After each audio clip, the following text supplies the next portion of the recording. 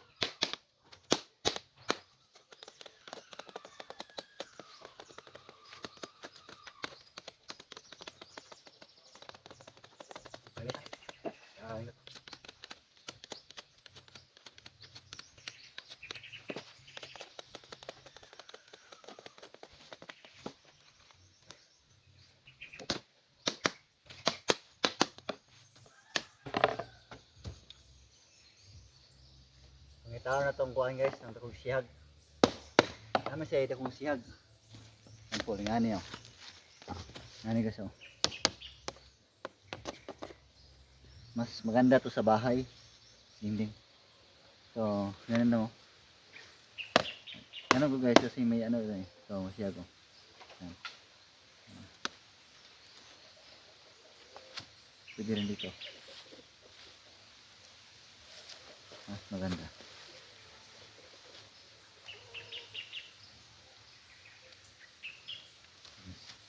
Maganda to. Yan.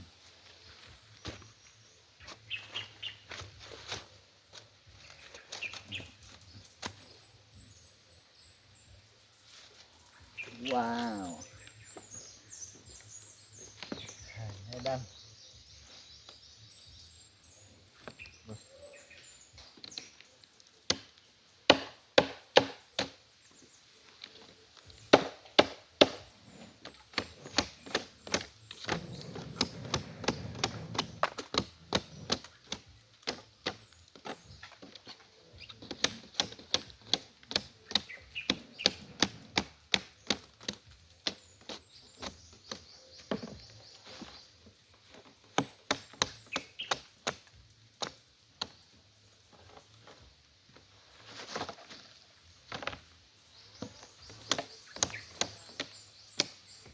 Ginawa natin yung buhok ko. Okay. Guys, maraming salamat. Thank you for watching sa inyong pagtanaw. So, nagsasa tayo ng bamboo. Right. Maraming salamat guys. Thank you. Thank you for watching. Bye-bye. Ay, sa wakas, tapos na. Yo.